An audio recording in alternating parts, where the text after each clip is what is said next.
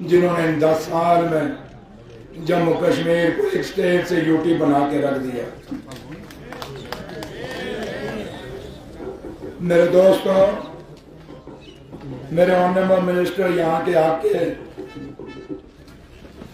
आपके दिलों में बसने वाले नेता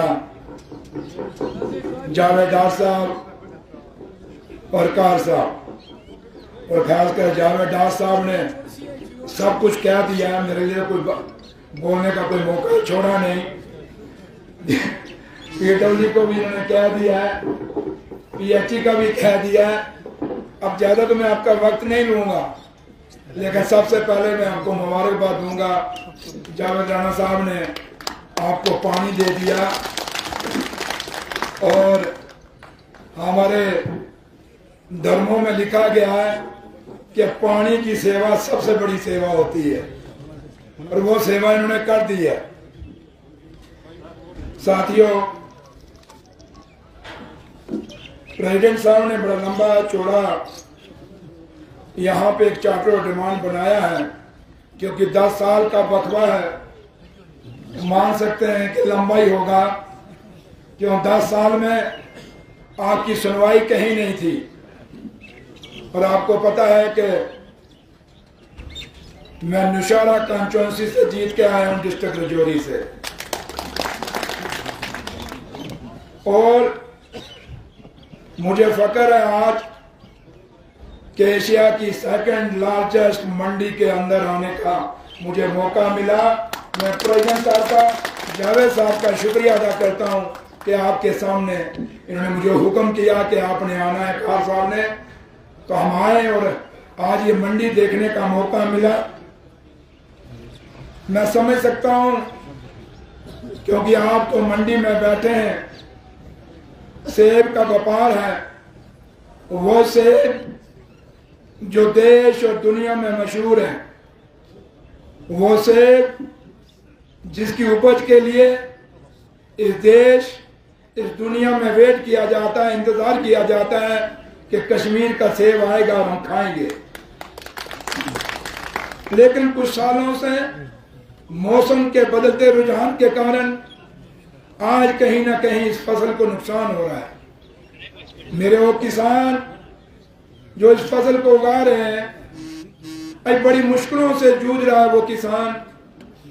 कब अचानक बारिश पड़ जाए, कब अचानक तूफान आ जाए, ऐसे ऐसे माहौल हैं, कब कोई आपको कोई ऐसा नकली पेस्टिसाइड दे दे जिससे आपकी फसलें तबाह हो जाती हैं।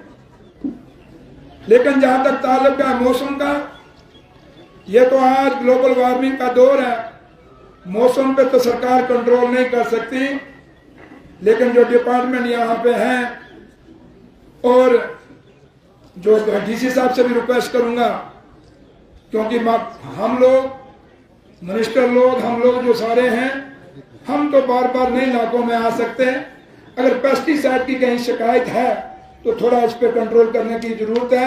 और उन लोगों को, क्योंकि ये फसल, ये पेड़ एक बार तबाह हो जाएगा, तो पेड़ सालों साल लग जाएंगे वापस बनते हुए। इसलिए कोई भी चीज जो किसानों का पेड़ को नुकसान, जो हमारे हाथ में, जिसको हम कंट्रोल कर सकते हैं, मेरी आपसे रिक्वेस्ट है कि इस पे थोड़ी तवज्जो दीजिए। इस पे कोई स्पेशल कोई टास्क फोर्स बनाने की जरूरत है, वो बना के इस चीज पे कंट्रोल करिए, ये बहुत जरूरी है।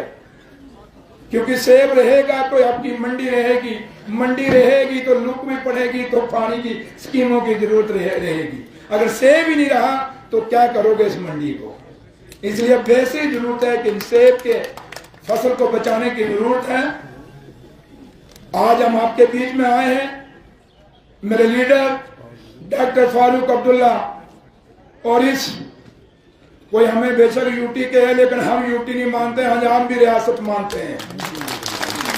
मेरी ये रियासत, जिसके मुख्यमंत्री ऑनरेबल सीएम मोहम्मद अब्दुल्ला साहब हैं, उनकी क़यादत के नीचे हम तो लोग जो काम हम सब यहाँ कर रहे हैं, बेशक यहाँ 3 आए हैं, 2 बाकी हैं, उनकी अगर मीटिंग में उनकी कोई अर्जेंट मीटिंग थी, नहीं आ सके, नहीं तो सामने यहाँ आना था, क्योंकि डार साहब ने सबको इन्वाइट किया था। तो लेकिन फिर भी जो डिमांड्स आपने दी हैं मैं आपको यकीन जो मेरे महकमे की है, मैंने ऑफिसरों को पूछ लिया है और डॉक्टर साहब ने आपको वादे भी कर दिए हैं, बता भी दिया है। लेकिन मुझे हैरानगी हुई कि महाराजपुरा ब्रिज, माजबुक सीर ब्रिज और सीर फुट ब्रिज, ये 3 ब्रिज मेरे लीडर उमर अब्दुल्ला साहब के इनके नींव पत्थर रखे हुए हैं। और याद रखिए, अगर मेरा लीडर यहाँ पत्थर रख के गया था, जिन ऑफिसरों ने कोताही की है, अगर वो आज नौकरी में होंगे तो उनके खिलाफ मैं एक्शन जरूर लूंगा। मैंने चीफ इंजीनियर नॉर्थ कश्मीर को कह दिया है कि जेकेपीसी डिपार्टमेंट यहाँ होना चाहिए था। उसको मैं पूछता यहाँ पे कि क्यों नहीं ये ब्रिज बने। अगर मेरे लीडर ने, मेरी सरकार ने पैसे दिए थे 2013 में, तो क्यों ये ब्रिज नहीं बन सके। ये वो सरकार है 10 साल वाली नहीं है, ये बाबुओं की सरकार नहीं है, ये ऑफिसरों की सरकार नहीं है 10 साल में आपने देखी। ये सरकार आपकी सरकार है, ये आपकी चुनी हुई सरकार है। हम आपको जवाब दे हैं, हम किसी और को जवाब दे नहीं है। हम जवाब दे हैं तो अपने लीडर के आगे और जहां आप लोगों के आगे, जिन लोगों ने वोट डाल के हम लोगों को यहाँ पे बैठाया है। साथियों, मैंने चीफ इंजीनियर साहब को कह दिया और जिस साहब से मैं रिक्वेस्ट करूंगा कि इन तीनों ब्रिजों की आप डिटेल मंगाएं कि जब इनके काम शुरू किए गए थे उसमें कितना अमाउंट था, टेंडर हुआ था या डिपार्टमेंट हुआ था, जो भी कंडीशन थी, कितना पैसा ड्रा हुआ इसके ऊपर, ये सारी चीज मुझे पहुंचनी चाहिए। और मैंने उसको चीफ इंजीनियर साहब आपको भी कह दिया है, अगर इसमें कहीं भी कुताही होगी तो उस पर पूरा जरूर एक्शन होगा, ये वादा करके मैं आपके बीच में जा रहा हूं। रही बात कि आपने जो मुझे यहाँ बताया वाटर फैसिलिटी का मुबारक है, नबार्ड का प्रोजेक्ट है, ये 9 करोड़ 78,000 कोई प्रोजेक्ट है। जैसे जावेद साहब ने कह दिया कि इसको हम वहाँ फॉलो करेंगे और बहुत जल्दी इसका आपको फायदा मिलेगा। ये चीज हम जावेद साहब ने आपको कह दिया है। जहाँ तक ये आपने मेडमेशन और मंडी वर्किंग एरिया की बात की है, इसकी कोई डीपीआर नहीं बनी। मैंने चीफ साहब को कह दिया इसकी डीपीआर बनाए, क्योंकि डीपीआर बनेगी उसके बाद ही हम कुछ कह पाएंगे। पहले डीपीआर आ जाए, उसके बाद जरूर एक्शन देंगे। और जो ट्रक यार्ड का है, इसका 10 दिन के अंदर अंदर टेंडर हो जाएगा आपका और उसके बाद काम शुरू हो जाएगा। यह आपने मेडमेशन ऑफ इनर रोड्स और प्राइवेट शॉपिंग कॉम्प्लेक्स, जो आपका शॉपिंग कॉम्प्लेक्स है उसके जो मेडमेशन करनी है, वहां भी अभी तक ये कोई प्रोजेक्ट इसका बना नहीं। अब लेकिन मैंने आज इनको कहा है कि इसका प्रोजेक्ट बनाइए, प्रोजेक्ट के बाद ही कुछ फैसला होगा, क्योंकि जो प्रोजेक्ट ही नहीं तो मैं अभी क्या कह के जाऊंगा आपको। दूसरा, बाईपास फ्रॉम माजबुक टू आशपीर, इसके लिए ये जो आपका है ये रोड जो है, इसको मार्च 2025 तक, ये मुझे चीफ मिनिस्टर साहब ने यहाँ वादा किया कि मार्च 2025 तक ये पूरा कंप्लीट होगा। लेकिन मैं फिर भी कहूंगा कि इसको जल्दी से जल्दी कंप्लीट करिए ताकि लोगों को इसका फायदा मिल सके। आपने यही कहा ना? हाँ चलो, ब्रिज है, ब्रिज। तो मैंने कहा पूछ लूं, क्योंकि चीफ मिनिस्टर साहब परेशान हो गए थे, मैं शक्ल फंड के परेशान हो गया। तो इसलिए ब्रिज है ये 25 मार्च 2025 तक इन्होंने अगले साल के लिए कहा है, लेकिन हम कोशिश करेंगे उससे पहले ये तैयार हो जाए। ये इनको मैं कह के जा रहा हूँ। Ladpura to Sopore fruit Mandi road जो वाइडनिंग है, इसकी भी कोई डीपीआर नहीं बनी, तो डीपीआर के लिए मैंने इनको कह दिया इसकी डीपीआर बनेगी। जो भी जावेद साहब और कार साहब के साथ मिलकर हम इनको करेंगे। उसके बाद ये मल्टी स्टोरी पार्किंग है, इसका भी कहीं डीपीआर नहीं है, तो इसलिए इसके लिए मैंने इनको कह दिया। फिर आपका माजबू ब्रिज हो गया है ना, ये वही था ना, ये हो गया। तो इसलिए मैं आपको ये मेरे साथ जो मेरे महकमा था उसके साथ ये जुड़ती डिमांड थी आपकी, लेकिन है कि मैं आपको जो माजबू ब्रिज है ये ऑलरेडी टेंडर हो चुका है इसका, ठीक है। तो लिहाजा मैं आपसे यही रिक्वेस्ट करूंगा, क्योंकि हमारे विरासत में हमें जो अभी सरकार मिली है, जहां के हालात आप समझ सकते हैं, हमारी और आपकी दूरियां काफी रही। इन 10 सालों के अंदर हम आपके तक नहीं पहुंच सके, क्योंकि बदकिस्मती है जम्मू कश्मीर की कि जम्मू कश्मीर में कोई सरकार नहीं थी, जो सरकार थी वो बाबुओं की सरकार थी, और बाबुओं को कोई लेना देना नहीं होता आम लोगों से। हमें जरूर होता है क्योंकि हमने आपसे वोट लिए होते हैं।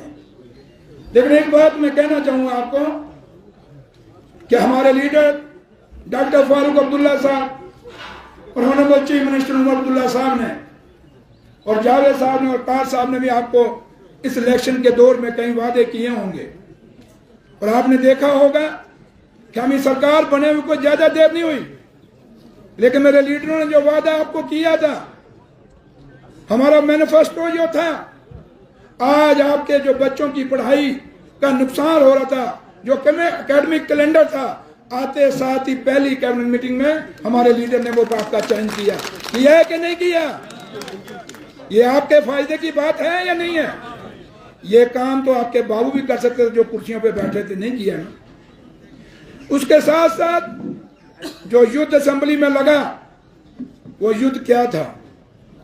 हम वो लोग हैं, मेरे लीडर फारूक अब्दुल्ला साहब और उमर अब्दुल्ला साहब ने आपको वादा किया था कि हमारा स्पेशल स्टेटस जो हमसे छीना गया, जो स्टेट हमसे छीन के यूटी बनाया गया, पहली मीटिंग में आते साथ ही कैबिनेट में हमने स्टेट की डिमांड की और रेजोल्यूशन हिंदुस्तान की सरकार को भेजा कि हमें दोबारा से स्टेट दिया जाए।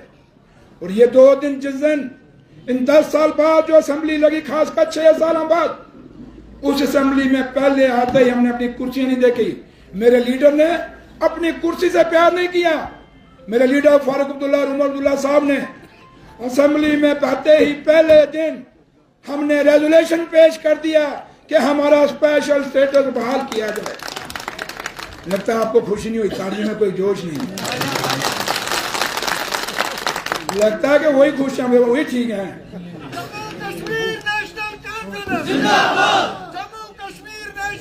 ये आवाज नहीं आती।